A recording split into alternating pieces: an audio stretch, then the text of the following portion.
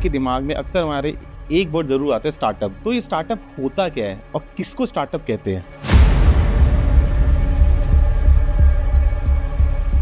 एक पर्सपेक्टिव तो जो हम कुछ भी नया बिजनेस स्टार्ट करने वाले तो उसको स्टार्टअप ही बोलते हैं। गवर्नमेंट ऑफ इंडिया स्टार्टअप जिसको कहती है उसके लिए कुछ चेक पॉइंट्स हैं, तो आपको वो समझना पड़ेगा कि स्टार्टअप की कैटेगरी में आने के लिए आपको कौन कौन से क्राइटेरिया को मीट करना पड़ेगा। गवर्नमेंट की तरफ से क्या इसका क्राइटेरिया होता है एक स्टार्टअप को फंड देने के लिए? बहुत सारी PSUs हैं जो स्टार्टअप्स को फंड करती है और अर्ली स्टेजेस के अंदर वो कुछ ना कुछ इक्विटी लेके स्टार्टअप्स को फंडिंग प्रोवाइड करते हैं। उस क्राइटेरिया में सबसे पहला क्राइटेरिया DPIIT रजिस्ट्रेशन ही होता है, जिसके अंदर स्टार्टअप स्कीम के अंदर आपको अपने आप को रजिस्टर करना होता है कि वो क्राइटेरिया सारे मीट करते हैं। तो सबसे पहला स्टेप वहीं से होता है कि आपको एक सर्टिफिकेट मिलता है कि yes you are a startup. क्या आप स्टार्टअप फाउंडर हो या फिर स्टार्ट करने का प्लान कर रहे हो? इस पॉडकास्ट में हम बात करेंगे स्टार्टअप वैल्यूएशन के बारे में कि क्या चीज़ करें और क्या ना करें। So today we have mister Vikram Sharma, MD of Pure Valley Global. Welcome to Pure Valley Talks. Thank you. Sir, पहला क्वेश्चन ये है कि दिमाग में अक्सर हमारे एक वर्ड जरूर आता है, स्टार्टअप। दिन में एक बार जरूर आता है स्टार्टअप वर्ड। तो ये स्टार्टअप होता क्या है और किसको स्टार्टअप कहते हैं?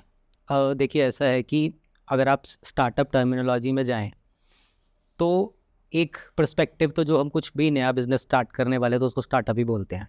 ठीक है, कोई भी चीज़ आप नया प्रोडक्ट लॉन्च करने वाले हैं, अगर आप उसको अलग एंटिटी बना के कर रहे हैं या फिर कुछ भी आप बिजनेस में नया स्टार्ट करने का प्लान कर रहे हैं तो वो स्टार्टअप कैटेगरी में आता है। ओके। अब अगर इसको टेक्निकली समझें तो गवर्नमेंट ऑफ इंडिया स्टार्टअप जिसको कहती है उसके लिए कुछ चेक पॉइंट्स हैं। तो आपको वो समझना पड़ेगा कि स्टार्टअप की कैटेगरी में आने के लिए आपको कौन कौन से क्राइटेरिया को मीट करना पड़ेगा। वैसे तो ये बहुत ही लूज टर्म है, राइट। अब ज़रूरी नहीं है कि जो स्टार्टअप है वो इंडिया में हो, वो इंडिया से बाहर भी हो सकता है। तो एक नए बिजनेस को स्टार्ट करने को ही हम लोग स्टार्टअप बोल रहे हैं फर्स्ट ऑफ ऑल। लेकिन अगर हम इंडियन कंटेक्स्ट में बात करें तो क्योंकि स्टार्टअप्स को कुछ बेनिफिट्स मिलते हैं, कुछ टैक्स एग्जम्पशंस मिलती हैं और भी कुछ एडवांटेजेस होती हैं स्टार्टअप होने की, जो कि आपको फंडिंग के पॉइंट ऑफ व्यू से या फिर ऑपरेशनल पॉइंट ऑफ व्यू से भी बेनिफिट देती हैं। ओके। तो उसके लिए कुछ चेक पॉइंट्स हैं। तो सबसे पहला चेक पॉइंट उसमें ये होता है कि आपका प्राइवेट लिमिटेड कंपनी होना या फिर एक LLP होना या फिर एक पार्टनरशिप फर्म होना ज़रूरी है। ये हमारा पहला पॉइंट है। सेकंड पॉइंट होता है कि आपका जो टर्नओवर है 100 करोड़ से कम होना चाहिए। ओके। अगर आपका टर्नओवर 100 करोड़ से नीचे है तो आप स्टार्टअप कैटेगरी में आते हैं। उससे ऊपर जाने पे इंडियन लॉ जो ये कहता है कि आप एक स्टार्टअप नहीं कहलाएंगे। तीसरा पॉइंट ये आता है कि अगर आप एक स्टार्टअप हैं तो पेरेंट कंपनी से स्प्लिट होने के बाद आपका एग्जिस्टेंस नहीं होना चाहिए। कहने का मतलब ऐसा है कि अगर मान लीजिए कोई एक मैच्योर कंपनी है जो ऑलरेडी 15 ईयर्स से इनकॉर्पोरेट है और आज वो अपने अंडर एक सब्सिडरी बना लेती है या अपने अंडर एक कंपनी बना लेती है या फिर उसी का एक पार्ट अलग से बना देती है, तो वो स्टार्टअप कैटेगरी में नहीं माना जाएगा। अब ये करते क्यों हैं, ये रीज़न क्यों है? वो इसलिए कि जो स्टार्टअप्स को बेनिफिट मिलने वाले हैं वो मैच्योर कंपनीज़ को नहीं मिलने चाहिए, और वो स्पेसिफिकली क्योंकि स्टार्टअप्स के लिए हैं तो मैच्योर कंपनी के साथ उसको डीलिंक कर दिया गया है। तो गवर्नमेंट ऑफ इंडिया ने ये जो DPIIT की रेगुलेशन है उसके अकॉर्डिंगली मैं आपको बता रहा हूँ। ओके। नेक्स्ट इसके बाद आता है कि आपका जो एग्जिस्टेंस है वो 10 साल से पीछे नहीं होना चाहिए। कहने का मतलब है कि पिछले 10 साल के अंदर जो भी बने हैं कंपनीज तो वो तो स्टार्टअप कैटेगरी में आएंगी, लेकिन अगर कोई कंपनी 11 साल पहले बनी है तो वो स्टार्टअप कैटेगरी में नहीं आएगी। तो जो पीरियड है वो 10 ईयर्स का, 10 ईयर के बाद आप स्टार्टअप नहीं कहलाएंगे। ओके। और जो लास्ट पॉइंट इसके अंदर है कि जब भी आप स्टार्टअप वर्ड को कह रहे हैं तो यानी कि आप कुछ इनोवेटिव बना रहे हैं उस कंपनी में, या कुछ ऐसा बना रहे हैं जो पहले से बना हुआ है लेकिन आप उसका इम्प्रूव्ड वर्जन बना रहे हैं। ठीक है। और साथ में जो लास्ट पॉइंट इसके अंदर और है कि वो जो आप प्रोडक्ट बना रहे हैं या कोई सर्विस बना रहे हैं वो स्केलेबल है। तो अगर ये सारे क्राइटेरियाज को आप मीट करते हैं तो आप स्टार्टअप कहलाते हैं। जैसे कि मैंने स्टार्टिंग में भी बोला कि देखो, स्टार्टअप जो वर्ड है ये बहुत ही हर ज्योग्राफी के अंदर, हर कंट्री के अंदर प्रॉपरली अलग तरीके से यूटिलाइज किया जाता है। लेकिन इन जनरल सेंस अगर हम बोलें तो किसी भी बिजनेस को स्टार्ट करने के लिए हम उसको स्टार्टअप ही बोलते हैं। तो आज की डेट में देखिए कि कई स्टूडेंट्स ऐसे हैं कि अपने स्टूडेंट जर्नी के अंदर ही कुछ ना कुछ नया स्टार्ट कर लिया, वेबसाइट बना लिया, उसके ऊपर आपने कुछ सेल कर दिया, तो वो भी स्टार्टअप की कैटेगरी में आता है, ठीक है। लेकिन अगर आप बेनिफिट्स के पॉइंट ऑफ व्यू से देखें, या फिर क्योंकि हम यहाँ पर एक वैल्यूएशन के पर्सपेक्टिव से बात कर रहे हैं, तो वैल्यूएशन की रिक्वायरमेंट के लिए कुछ ना कुछ ट्रांजेक्शन होगी, तो वहाँ पर कुछ बेंचमार्क्स डिसाइडेड हैं, जैसा कि मैंने आपको बताया। तो उन बेंचमार्क्स के हिसाब से हम लोग स्टार्टअप्स डिसाइड करते हैं। ओके, और जैसा भी आपने बताया कि स्टार्टअप्स के लिए फंड्स की बात कर रहे थे, राइट? तो गवर्नमेंट की तरफ से क्या इसका क्राइटेरिया होता है एक स्टार्टअप को फंड देने के लिए? देखिए, ऐसा है कि बहुत सारी PSUs हैं जो स्टार्टअप्स को फंड करती है, और अर्ली स्टेजेस के अंदर वो कुछ ना कुछ इक्विटी लेके स्टार्टअप्स को फंडिंग प्रोवाइड करते हैं। उस क्राइटेरिया में सबसे पहला क्राइटेरिया DPIIT रजिस्ट्रेशन ही होता है, जिसके अंदर स्टार्टअप स्कीम के अंदर आपको अपने आप को रजिस्टर करना होता है। और अगर आप, जो मैंने आपको क्राइटेरिया थोड़ी देर पहले बताया आपको, कि वो क्राइटेरिया सारे मीट करते हैं, तो सबसे पहला स्टेप वहीं से होता है कि आपको एक सर्टिफिकेट मिलता है कि yes you are a startup. Okay, उसके बाद आप जो भी गवर्नमेंट की स्कीम्स हैं आप उसमें अप्लाई कर सकते हैं, और अप्लाई करने के बाद अगर आप सिलेक्ट हो जाते हैं, उनका एक स्क्रीनिंग प्रोसेस है। सपोज़ करिए कि फॉर एग्जांपल जैसे NRDC है, NRDC के मैं पैनल पे रहा हूँ, gas authority of India limited है, IOCL है, IOCL के भी पैनल पे मैं रहा हूँ। तो वहाँ पर क्या है कि जब भी वैल्यूएशन होता है तो उससे पहले एक क्राइटेरिया उनका डिफाइंड है कि मान लीजिए ऑयल एंड गैस सेक्टर में, तो वो उन्हीं स्टार्टअप्स को फंड करते हैं जो ऑयल एंड गैस सेक्टर में होंगे। सिमिलरली बाकी PSUs ऐसे हो सकते हैं कि वो अपने ही सेक्टर स्पेसिफिक के अंदर फंडिंग करना चाहे। तो मेजॉरिटी होता क्या है कि जैसे मान लीजिए टोटल फंड में से 70-80% के करीब वो अपने सेक्टर में करते हैं, बाकी फंड्स बाकी भी सेक्टर्स में वो करते हैं, लेकिन उसका प्रपोर्शन थोड़ा कम होता है। ओके, लेकिन आपको वो फंडिंग लेने के लिए ये क्राइटेरिया स्टार्टअप रिकॉग्निशन ये आपको चाहिए, रजिस्ट्रेशन आपका होना चाहिए। उसके बाद apart from that registration process, जिस भी सेक्टर के लिए वो उस स्टार्टअप को ढूंढ रहे हैं, वो क्राइटेरिया भी आपको एडिशनली मीट करना पड़ता है। तो हर PSU का या गवर्नमेंट के जितने भी फंड है, सबका क्राइटेरिया अलग अलग होता है। ओके, ठीक है, तो उसके लिए कंपनीज को इंडिविजुअली एनरोल करना होता है, उसके अंदर एप्लीकेशंस देने होते हैं, और उसके बेसिस के ऊपर उनका फंडिंग होता है। जैसे आप वैल्यूएशन करते हैं, राइट? कोई स्टार्टअप कंपनी आपके पास है वैल्यूएशन करने के लिए, तो सबसे इंपॉर्टेंट और मेन पॉइंट्स क्या होता है उस स्टार्टअप कंपनी के लिए? देखिए, एक बहुत ही आप समझो कि उनके लिए एक नया कॉन्वर्सेशन होता है, ठीक है, वो एक नए पर्सपेक्टिव में जा रहे हैं। उस पॉइंट ऑफ टाइम पे मैंने देखा है कि जो स्टार्टअप्स होते हैं वो 60-70% केसेस के अंदर बहुत कंफ्यूज होते हैं। ओके, कंफ्यूज क्यों होते हैं? क्योंकि सपोज करिए उनको किसी इन्वेस्टमेंट के लिए किसी इन्वेस्टर ने बोला कि we are ready to invest. अब उनको कुछ डॉक्यूमेंट्स बनाने हैं। वो डॉक्यूमेंट आपका बिजनेस प्लान हो सकता है, वो आपका प्रोजेक्शंस होता है, उसमें एक वैल्यूएशन रिपोर्ट भी एक पार्ट है। तो जब वो वैल्यूएशन रिपोर्ट के लिए हमारे पास आते हैं, तो उनके कुछ क्वेश्चंस होते हैं, उनकी कुछ क्वेरीज होती हैं। फॉर एग्जांपल कि मुझे अगर ये वैल्यूएशन करवाना है तो मुझे उसके लिए डॉक्यूमेंट्स क्या देने होंगे, और इसके अलावा डॉक्यूमेंट्स के अलावा उनको ये भी पता करना होता है कि मेरी वैल्यूएशन कितनी है। अब ये प्रोसेस काफ़ी बड़ा होता है। आप देखिए कि अब इन्वेस्टर आने से पहले कंपनी में एग्जैक्टली क्या हो रहा है कि जो स्टार्टअप है, सबसे पहले वो ये डिसाइड करेगा कि मुझे फंडिंग के लिए जाना है या नहीं जाना है। क्योंकि स्टार्टअप्स भी देखिए बहुत सारे टाइप के हैं। किसी का रेवेन्यू स्टार्ट हो चुका है, कोई अभी प्री रेवेन्यू है, कुछ अभी आइडिया स्टेज में ही है। तो हर स्टार्टअप की जर्नी का जो पॉइंट है वो डिफरेंट है। तो इसलिए हर किसी के क्वेश्चंस भी अलग हैं, हर किसी की क्वेरीज अलग है, और सबकी प्रॉब्लम्स भी अलग अलग है। अब सबसे पहले उनको ये नहीं समझ में आता कि डॉक्यूमेंट्स क्या चाहिए होंगे, मुझे क्या बनाऊं, कौन सा डॉक्यूमेंट पहले बनेगा, कौन सा डॉक्यूमेंट बाद में बनेगा। कहीं ना कहीं उनको ये भी कन्फ्यूजन रहते हैं कि वैल्यूएशन रिपोर्ट अगर स्ट्रॉन्ग बनेगी तो मेरी फंडिंग होएगी। अब उसका उससे कोई लेना देना नहीं है।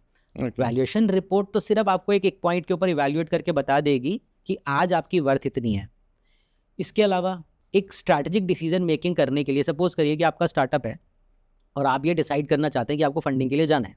अब आपको सबसे पहले अपनी कंपनी की वैल्यूएशन पता करनी होगी ताकि आप फंड्स ले सके। अब सपोज करिए आपकी पूरी कंपनी की वैल्यूएशन ही 10 करोड़ रुपए आ रही है और आप चाहते हो कि नहीं मैं 5 करोड़ रुपए रेस करूं, तो उस केस में आपकी कंपनी का 50% इक्विटी चला जाएगा। तो सबसे पहला डिसीजन हमें ये लेना होता है वहाँ पे कि कंपनी का वैल्यूएशन कितना है और इस बेसिस के ऊपर मुझे फंडिंग के लिए जाना है या नहीं जाना है। तो इस तरह के कुछ क्वेश्चंस उनके जनरली होते हैं, और जब वो वैल्यूएशन के लिए हमारे पास आते हैं तो हम उनको एक चेकलिस्ट देते हैं कि हाँ ये आपको डॉक्यूमेंट्स की रिक्वायरमेंट होगी।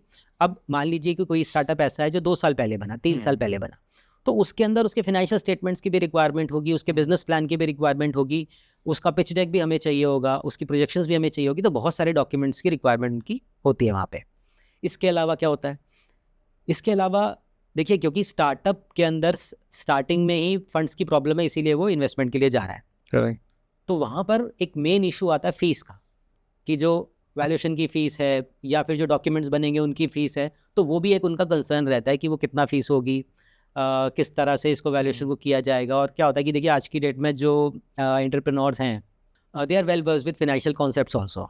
तो वो क्या होता है, थोड़ा बहुत अपना रिसर्च करके भी आते हैं, उनको पता होता है, बेसिक्स पता होता है। फिर वो ये भी पूछते हैं कि मेथड्स कौन से लगाएंगे आप, किस तरह से हमारा वैल्यूएशन होगा। तो वो दे आर वेल इन्फॉर्म्ड। तो पहले जो वैल्यूएशन हम लोग करते थे, तो उसमें तो क्या होता था कि ठीक है, आपके पास डॉक्यूमेंट्स है, आपने वैल्यूएशन कर दिया।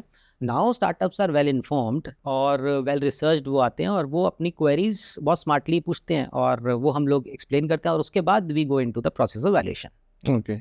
और स्टार्टअप कितने टाइप्स के होते हैं? देखिए, स्टार्टअप को देखो, आप इसमें स्टार्टअप को इस तरह से समझिए कि डिफरेंट जर्नी है। अब सपोज करिए कि आप कॉलेज में हैं, तो आप पहले आपके माइंड में आइडिया आया, आप 4 दोस्तों ने, आपने सोचा कि ठीक है, हम ये एक नया प्रोडक्ट, हम ये या फिर एक नई सर्विस को हम लोग लॉन्च करेंगे, और उसके बेसिस के ऊपर आपने कुछ पॉइंटर्स अपने लिखना शुरू किया, कुछ अपने रिसर्च करना शुरू किया, तो वो भी एक स्टार्टअप ही है। ओके। बेशक आप अभी इनकॉर्पोरेशन स्टेज तक नहीं आए हैं, बेशक आप अभी फंडिंग तक नहीं गए हो, लेकिन अगर आप थॉट प्रोसेस में भी आप कुछ प्लान कर रहे हो, तो वो स्टार्टअप कैटेगरी में ही आ रहा है। ओके। तो वो आप समझो कि वो अभी आइडिया स्टेज है। तो आइडिया स्टेज के अंदर आप आइडिया को अभी देख रहे हो, आप मार्केट में रिसर्च करके समझने की कोशिश कर रहे हो, क्या ये प्रोडक्ट मैं मार्केट में लॉन्च करूं, नहीं करूं, अगर मैं लॉन्च करूं तो कौन सी मार्केट में लॉन्च करूं, क्या मेरा प्राइसिंग स्ट्रक्चर होगा। तो वो सारा आइडिया चल रहा है अभी। ओके। आप अभी इंटरनली प्लानिंग कर रहे हैं, अभी कुछ इनकॉर्पोरेशन नहीं हुआ, कुछ नहीं हुआ, लेकिन अभी आप आइडिया स्टेज में है, तो उसको हम आइडिया स्टेज स्टार्टअप बोलेंगे। ओके। वैसे कहीं भी ऐसा नहीं है कि कोई डेफिनेशन बनाई गई है कि हाँ ये, बट मैं आपको अपने एक्सपीरियंस के बेसिस पे बता रहा हूँ। तो एक तो आइडिया स्टेज हो गया। उसके बाद आपके आ जाते हैं कि प्री रेवेन्यू स्टार्टअप की। ठीक है, आपने आइडिया बना लिया, कुछ इनकॉर्पोरेशन वगैरह भी कर लिया, आपने सर्विस भी बना लिया, आपने एमवीपी बना लिया, मिनिमम वायबल प्रोडक्ट बोलते हैं हम उसको, वो भी बना लिया है, और आप मार्केट में उसको टेस्ट कर रहे हैं अभी। तो हम उसको अभी बोलेंगे कि ठीक है, product is ready almost, we are tracking that product and we are looking at the market कि how this product is behaving और working as per my expectation और मार्केट एक्सपेक्टेशन। ओके। अब उस पॉइंट ऑफ टाइम पे हम उसको बोलेंगे pre revenue startup. इसके बाद थोड़ा ट्रैक्शन आना स्टार्ट होता है, ठीक है, तो ट्रैक्शन स्टेज हम बोल सकते हैं उसको। उसके बाद अर्ली ग्रोथ स्टेज और फिर ग्रोथ स्टेज। तो इस तरह से बहुत सारे हमारे बेंचमार्क्स बने हुए हैं। बट हाँ, ऐसा कहीं भी रूल बुक नहीं है कि किसको हम क्या बोलेंगे। तो मैंने आपको अपने एक्सपीरियंस के बेसिस पे बताया कि हाँ, जनरली इतनी टर्म्स को यूटिलाइज़ किया जाता है स्टार्टअप्स को, डिफरेंट स्टार्टअप्स को डिफाइन करने के लिए। आप जब इन्वेस्टर लॉबी में बात करेंगे, तो वो प्री रेवेन्यू स्टार्टअप है, अर्ली स्टेज स्टार्टअप है, या फिर प्री वीसी फंड्स के लिए जा रहा है, या फिर सीड फंड के लिए जा रहा है। तो डिफरेंट नॉमेनक्लेचर है। बट हाँ, कुछ भी बुक के हिसाब से नहीं है। तो ये प्रैक्टिकली जो मैं आपको बता रहा हूँ, ये प्रैक्टिकल एस्पेक्ट है। ओके। ऐसा हो सकता है जैसे एक स्टार्टअप कंपनी है, 4 लोग दोस्त ने मिलकर एक स्टार्टअप बनाया है, बट उनके पास ऑफिस नहीं है, मैन पावर बहुत कम है, 4 दोस्त ही हैं, तो उस केस में वैल्यूएशन होता है या उस केस में उसको फंड मिलेगा? देखो, जैसे कि मैंने स्टार्टिंग में बताया ना कि फंड आ जाएगा। चलिए मान लेते हैं कि फंड आ गया आपके पास। अब आप फंड तो ले आए, लेकिन जो इन्वेस्टर है, आप उसको क्या दोगे बदले में? आपको बदले में कुछ देना तो है। आप बदले में या तो उसको कुछ इक्विटी दोगे, अपनी कंपनी का कुछ शेयर दोगे, इसलिए आपका किसी स्ट्रक्चर का होना ज़रूरी है। तो प्राइवेट लिमिटेड कंपनी होना, या फिर एलएलपी होना, या पार्टनरशिप फर्म होना ज़रूरी है। क्योंकि अगर कोई आपके साथ इन्वेस्टर आ रहा है, तो आपको उसको बदले में या तो कोई इक्विटी शेयर देना होगा, या फिर आपको उसको पार्टनर बनाना होगा, कुछ ना कुछ तो वो लेगा ना। तो अगर 30% 40% कुछ क्राइटेरिया हो रहा है, तो आपको वो पहले डिसाइड करना होगा। अगर आप आइडिया स्टेज की बात करें, तो उस टाइम पे इन्वेस्टर इन्वेस्ट नहीं करेगा। अगर इन्वेस्ट करने वाला भी होगा, तो वो ये बोलेगा आपको कि पहले आप एक कंपनी इनकॉर्पोरेट कर लीजिए, और इसके अंदर मैं इतना शेयर लूँगा और मैं इतना फंड डालूंगा। जैसे टेलीग्राम है, उनके पास कोई ऑफिसेज नहीं है, दे हैव 4 to 5 पीपल्स, और आज के टाइम ये टेलीग्राम बहुत ह्यूज लेवल पे ग्रो कर रहा है। तो उस केस में कैसे समझाएंगे आप? देखो ऐसा है कि अब देखो, इन्वेस्टमेंट एक बहुत बड़ा स्कैनर है। अगर 4 दोस्त हैं और 5वां दोस्त आपका आ गया और वो कहता है कि यार मैं भी इसमें इन्वेस्ट करना चाहता हूँ, मैं इसमें 1 करोड़ रुपए डालूंगा, तो वो इन्वेस्टर है। ओके। तो वो इन्वेस्टर है। और जो आप बात कर रहे हो, आज की डेट में बहुत सारी companies work from home operate कर रही हैं, वो एक स्ट्रक्चर है, वो सिस्टम है, ठीक है, क्योंकि लीन मॉडल सभी फॉलो कर रहे हैं। तो वो वर्क फ्रॉम होम कर रहे हैं, अगर वो सिस्टम वो बना रहे हैं, लेकिन कहीं ना कहीं वो एक कंपनी के फॉर्मेट में हैं, उसके बाद ही वो फंडिंग की तरफ जा सकते हैं। अदरवाइज तो देखो मिल करके देखो 2 या 3 लोग भी बना सकते हैं, ठीक है, आपने डाल लिया, कोई डॉक्यूमेंटेशन नहीं की, that is also part of startup. लेकिन अगर आप एक स्ट्रक्चरल फंडिंग की तरफ जा रहे हो तो उस केस में आपको किसी ना किसी फॉर्मेट में तो जाना पड़ेगा। अच्छा, मिनिमम डॉक्यूमेंटेशन क्या होती है एक स्टार्ट कंपनी के लिए? हाँ, कि ये डॉक्यूमेंट होना ही ज़रूरी है, इसके बिना स्टार्ट बिजनेस स्टार्ट नहीं कर सकते। देखो ऐसे तो कोई वो नहीं है कि अगर आपको कॉलेज में और आपको कोई आइडिया ही जनरेट हुआ है, आपको कोई आइडिया पता लगा है, या फिर आप आइडिया के ऊपर कुछ काम करो, तो उसके लिए स्टार्टिंग में तो कोई ज़रूरत नहीं है। बट धीरे धीरे जैसे हम आगे की तरफ बढ़ेंगे, आपको एम्प्लॉयज़ भी रखना है, आपको फंडिंग भी लेके आनी है, ठीक है, आपको क्लाइंट को सर्विस भी देनी है, उसके बाद आपके पास रेवेन्यू भी आएंगे, आप सारा का सारा मेंटेन करने के लिए प्रॉपर आपको फॉर्मेट में जाना ही पड़ेगा, आपके पास ऑप्शन नहीं है। बट हाँ, मिनिमम अगर आप पूछो स्टार्टिंग में, तो हाँ, एक प्राइवेट लिमिटेड इनकॉर्पोरेशन करना है, या फिर LLP करना है, या पार्टनरशिप फर्म बनाना है, वो सबसे पहला स्टेप होता ही है। बट हाँ, उससे पहले आप अपना आइडिया को रिसर्च कर लें, आप ये देख लें कि आइडिया कितना ज़्यादा फिजिबल है, और इसके ऊपर हम आगे बढ़ें या नहीं बढ़ें, ये आपको पहले डिसाइड करना होता है। ओके, जैसे कंपनी बन गई, राइट, और कंपनी बनने के बाद जब हम वैल्यूएशन के लिए जाते हैं तो हमें कौन कौन डॉक्यूमेंट रिक्वायरमेंट होती है वैल्यूएशन के टाइम में? देखिए ये बहुत इंपॉर्टेंट क्वेश्चन है कि जब मान लीजिए थे आपका ऑलरेडी एक स्टार्टअप है, अभी फ़िलहाल हम उसमें नहीं जाते कि कौन सा वाला स्टेज आपका है, अभी प्री रेवेन्यू भी हो सकते हैं आप अभी आइडिया स्टेज में भी हो सकते हैं।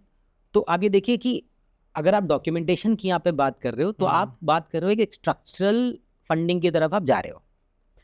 अब मान लीजिए आप ऑलरेडी एक प्राइवेट लिमिटेड कंपनी है, या फिर LLP है, या फिर एक पार्टनरशिप फर्म है, तो उस केस में आपको जो जो डॉक्यूमेंट्स की रिक्वायरमेंट होगी, उसमें सबसे पहले डॉक्यूमेंट्स आते हैं आपके फाइनेंशियल स्टेटमेंट्स।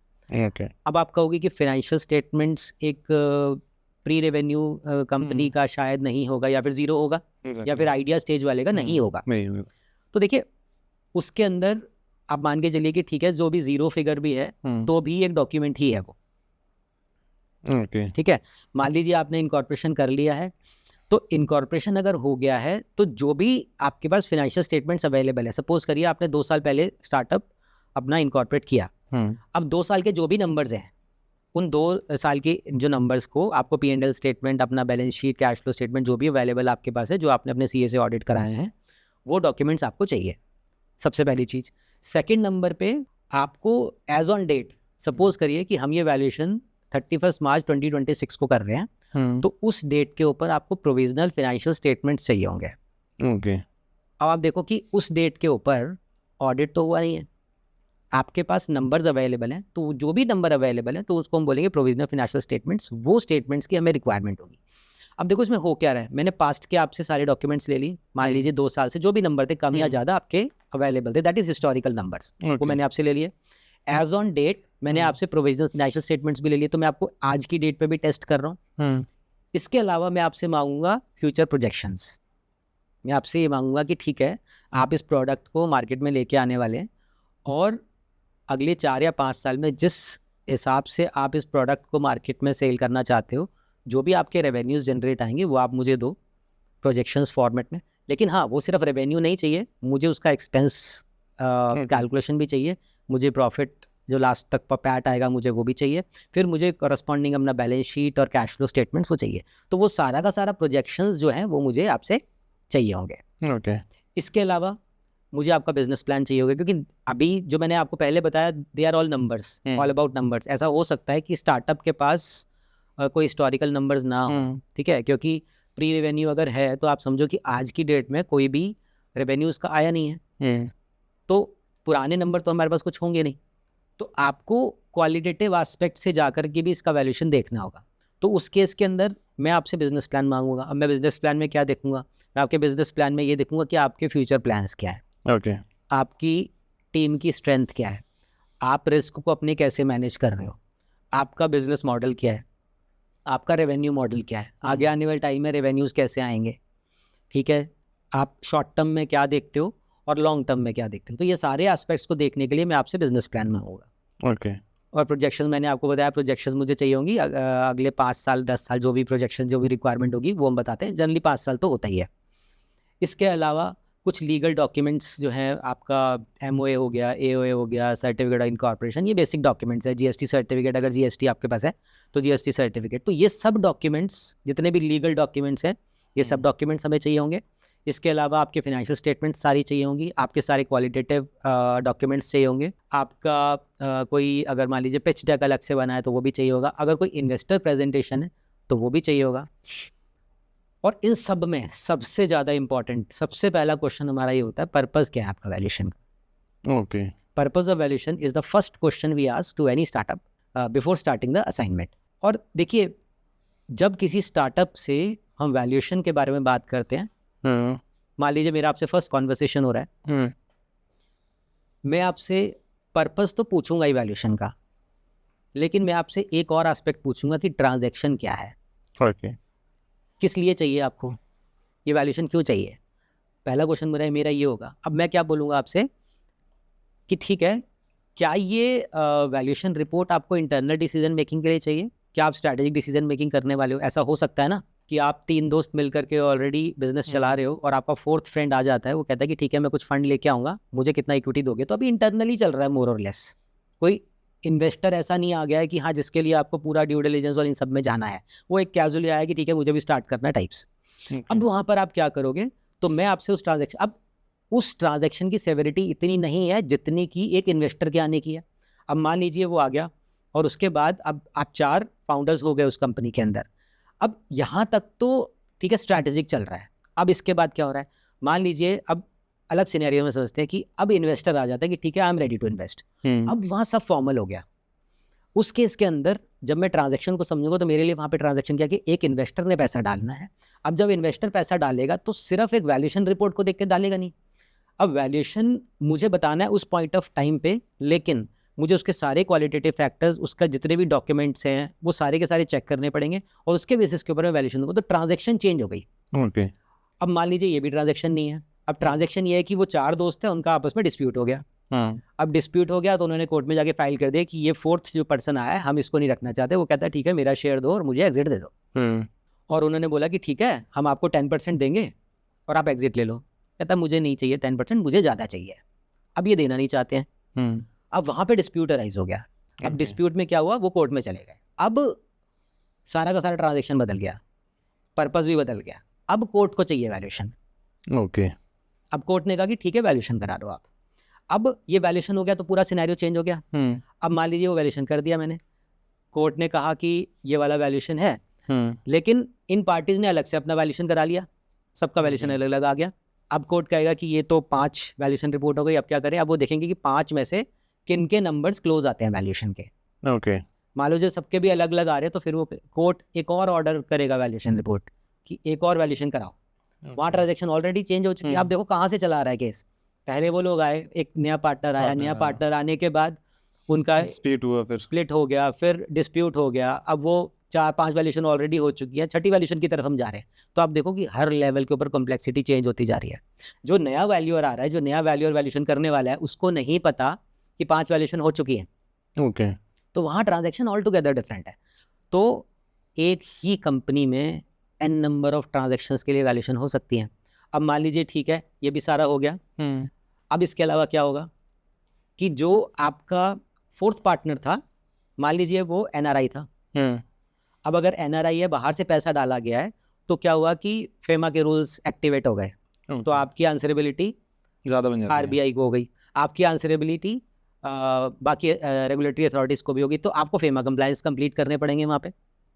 तो आप ये देखिए कि जितनी ट्रांजैक्शन चेंज होती जा रही है, वैल्यूएशन चेंज हो रही है, इवन वैल्यूएशन की मेथड भी बदल जाएंगे। स्टार्टअप का वैल्यूएशन प्रोसेस क्या होता है? देखिए प्रोसेस अब वहाँ से ही समझते हैं कि सबसे पहले आप ये समझो कि आप मान लीजिए आप स्टार्टअप हैं और मेरे को वैल्यूएशन करना है आपका। मैं सबसे पहले आपसे ये पूछूंगा कि ट्रांजैक्शन बताओ क्या है।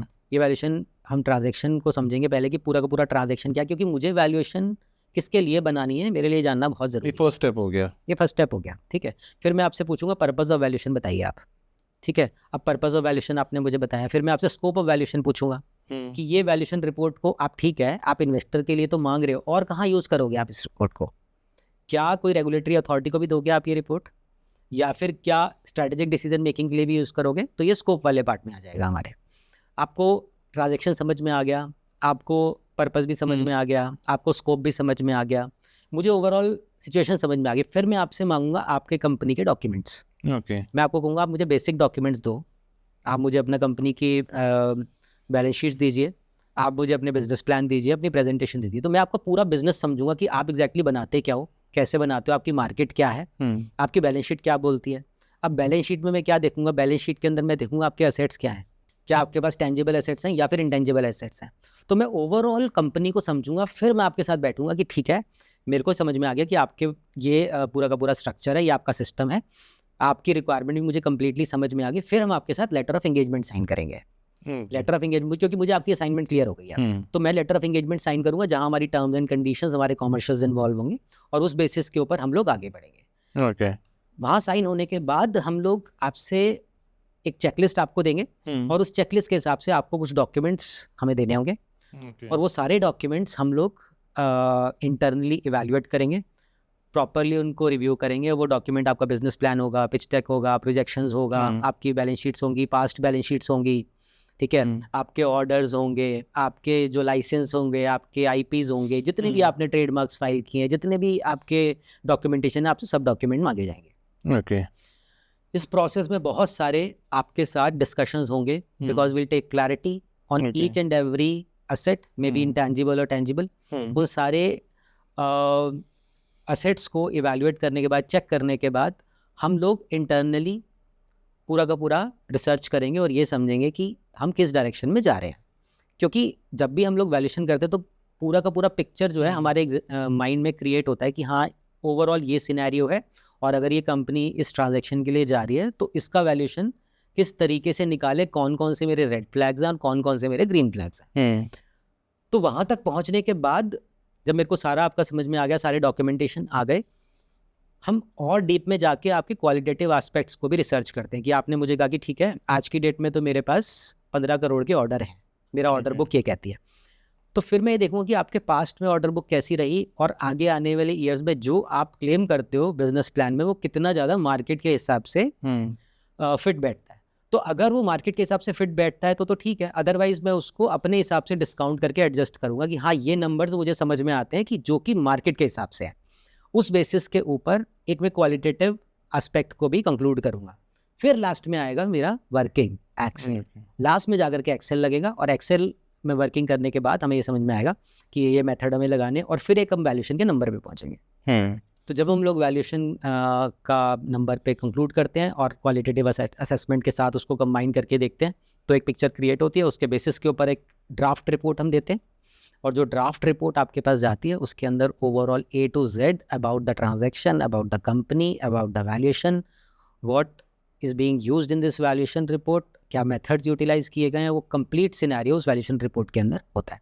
उस वैल्यूएशन रिपोर्ट के अंदर सारी लिमिटेशंस भी होते हैं, क्या क्या इसके अंदर लिमिटेशंस हैं इस रिपोर्ट की, और इस ट्रांजैक्शन के अंदर हमारी फाइंडिंग्स क्या है, एनालिस्ट के नोट्स होते हैं। So it's very elaborative valuation report.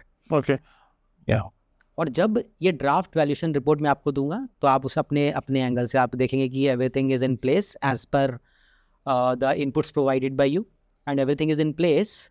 तो फिर आप ये बोलेंगे कि ठीक है, we are okay, please provide us the signed valuation report. और जब आपका कंसेंट आ जाता है उसके बाद we provide the signed valuation report, and that is the final report which is logged.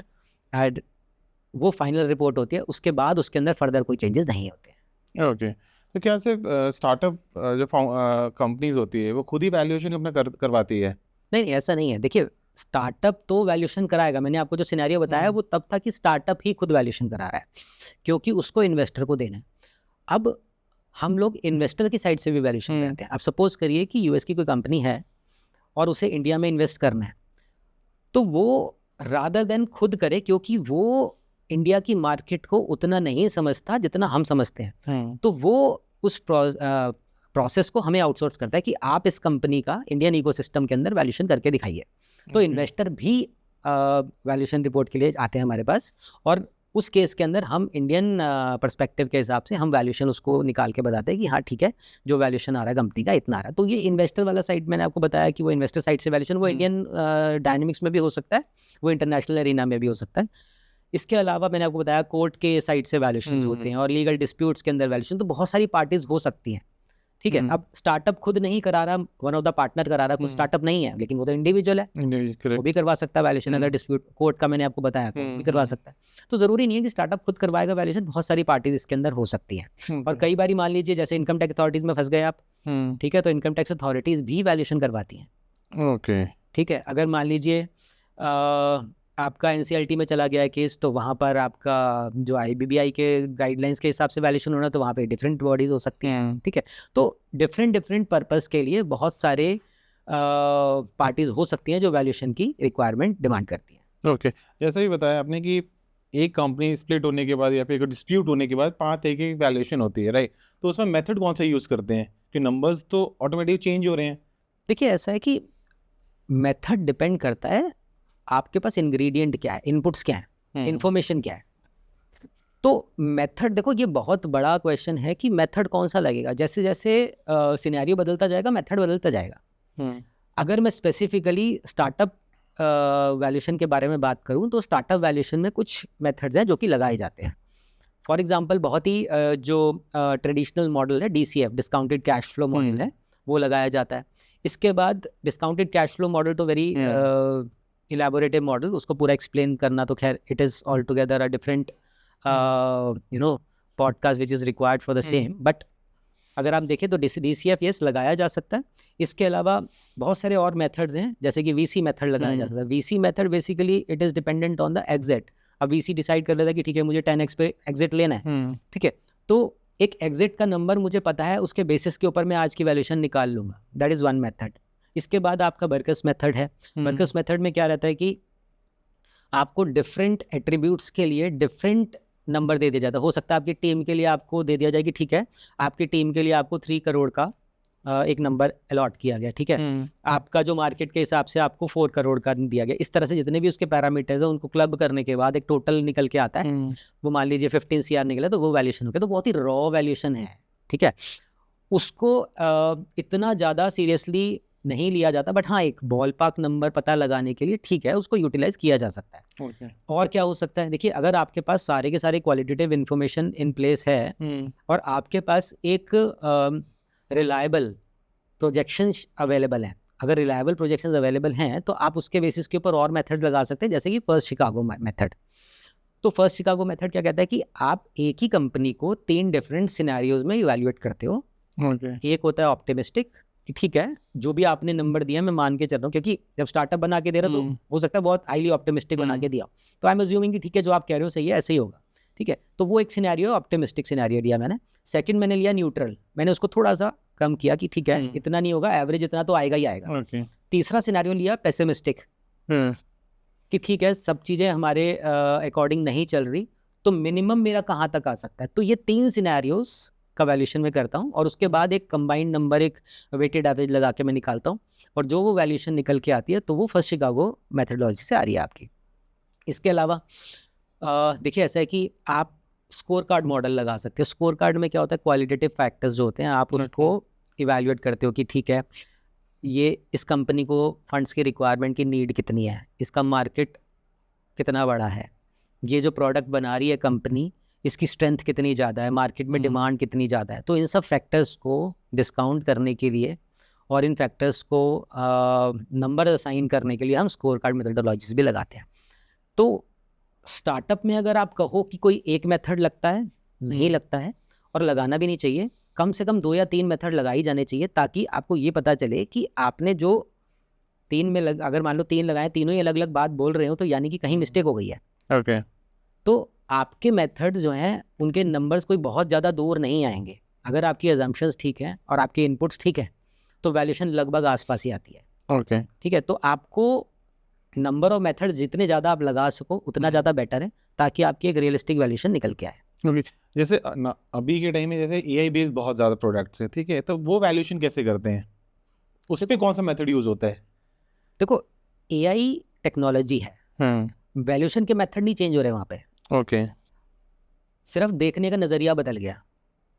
अब आप देखो, गाड़ी तो पेट्रोल की भी चल रही है रोड पे, डीजल की भी चल रही है, EV की भी चल रही है, गाड़ी तीनों सेम चल रही है, लेकिन आपका देखने का पर्सपेक्टिव चेंज हो गया वहाँ पे, क्योंकि EV का फीचर अलग है, वो आपका पेट्रोल और डीजल के कंपैरेटिवली मे बी इकोनॉमिक है, ठीक है। तो वहाँ पर आपको उसके क्वालिटेटिव एस्पेक्ट में जाके देखना होगा कि इसका यूटिलाइजेशन कितना ज़्यादा बेटर है as compare to petrol and diesel. Coming back to startup, अगर आप कह रहे हो कि हाँ AI की कंपनी का वैल्यूएशन कैसे होगा, तो मैं ये देखूंगा कि अगर एक नॉर्मल प्रोडक्ट है, सपोज आपका एक नॉर्मल मोबाइल है, ठीक है। अब नॉर्मल मोबाइल जो है आपका 30,000 रुपीज़ का आता है, लेकिन कंपनी ने एक फीचर ऐड कर दिया उसके अंदर, आप देखो उसका जो प्राइसिंग है वो 40 मिलेगी आपको। अब वो 10,000 रुपये किस वजह से बढ़े? AI की वजह से बढ़े, तो वो वैल्यूएशन 10,000 रुपये है वहाँ पे।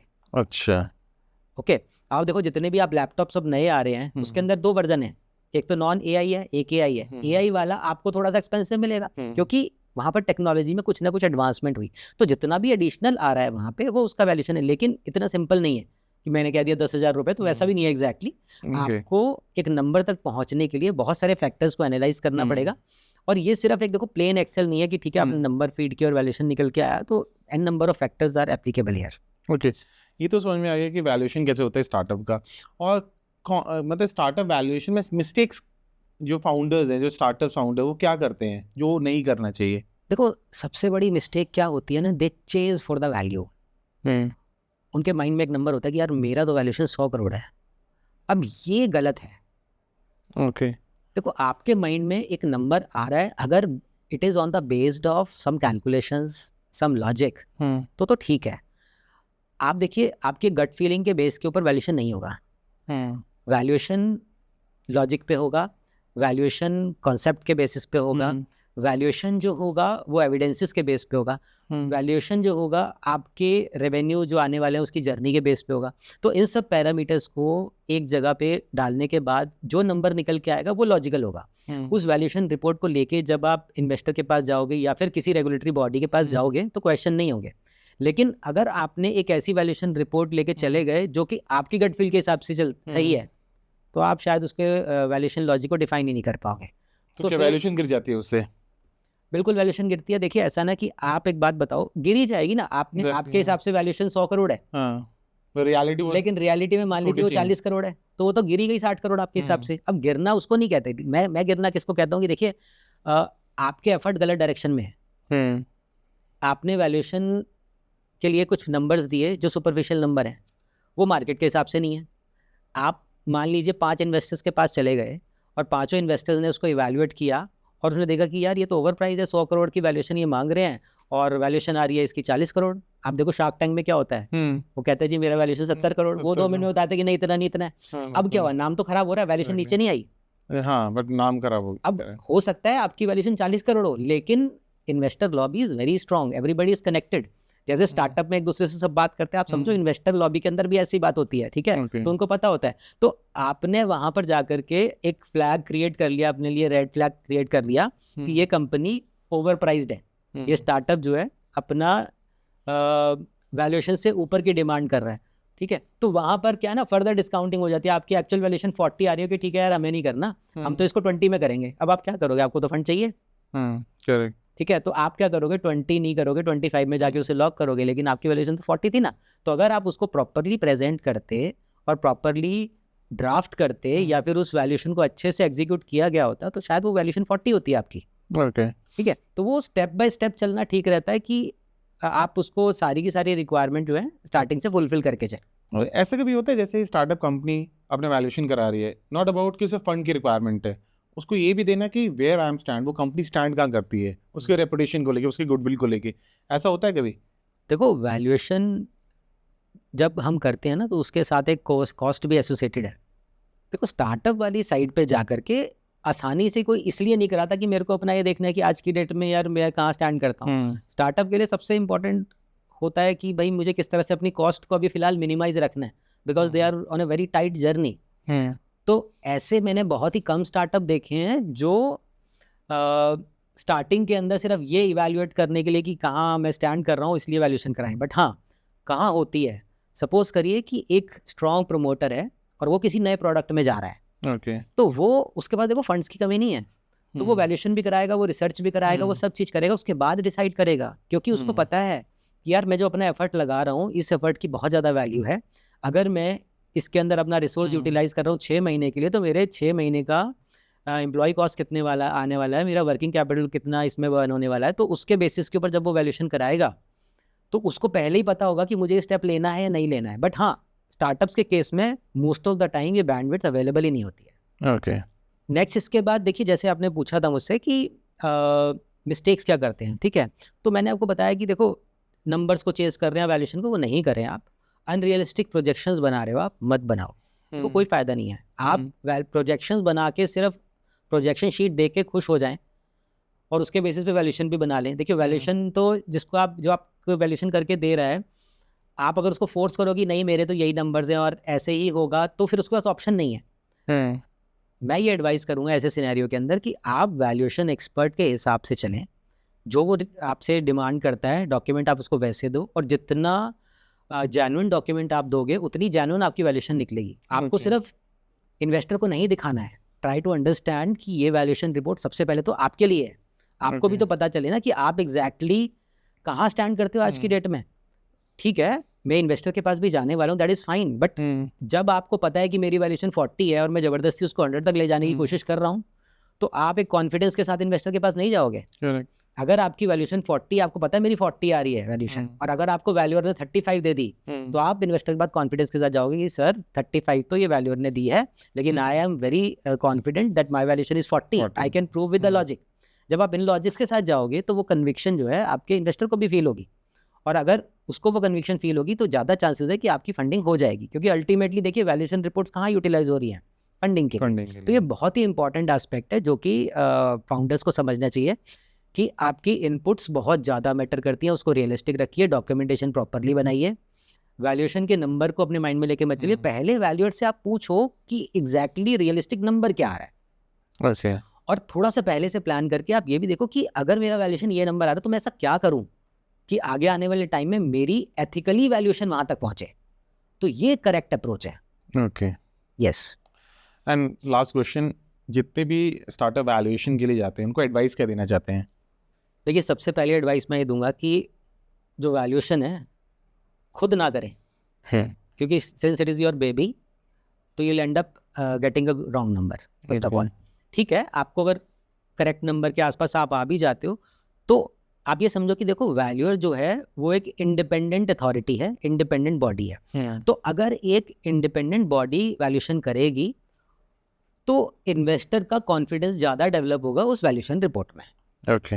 सेकंड में ये बोलूँगा कि जितने भी आप नंबर्स या अजम्पशंस प्रोजेक्शंस के अंदर डाल रहे हैं और जो वैल्यूअर को देंगे, और वो सेम प्रोजेक्शंस इन्वेस्टर को भी जाएंगी, जितना ज़्यादा रियलिस्टिक हो सके, जितना ज़्यादा ऑन द ग्राउंड हो सके वो डालिए. और अगर आपको लगता है कि हाँ मैं इसमें और कुछ ऐड करूँ, तो आप उसमें सिनेरियो डाल दो ना.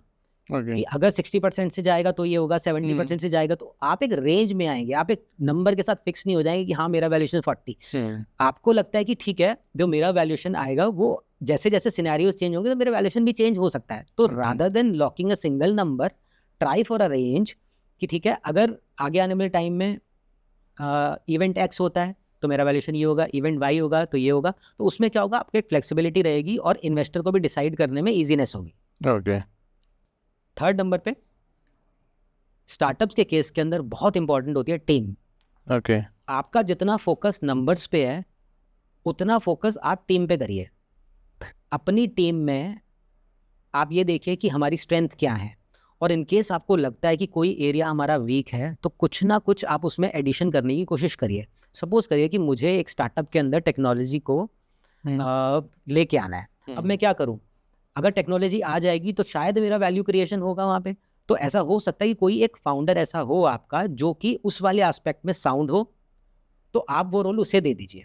अगर नहीं है तो आप कुछ ऐसा रिसर्च करिए या फिर कोई ऐसा कोर्स कर लीजिए जिससे वो वाला पार्ट आपका स्ट्रेंथन हो सके. तो अगर आपको लग रहा है कि हाँ लॉन्ग टर्म में मुझे वैल्यूएशन के अंदर जाना है या 5-6 महीने में जाना है, तो आप ये वाला भी प्रोसेस यूटिलाइज कर सकते हैं. ओके. ठीक है. इसके अलावा जितने भी फाउंडर्स हैं, मान लीजिए आपकी टीम में 3 लोग हैं या 4 लोग हैं, उनके रोल्स को डिफाइन करिए. पता होना चाहिए कि फिनेंस कौन देखेगा, ऑपरेशंस कौन देखेगा, HR कौन देखेगा. ठीक है, स्टार्टिंग में कम लोग हो सकते हैं, लेकिन अगर वेल डिफाइंड रोल्स होंगे तो बहुत बेटर होगा.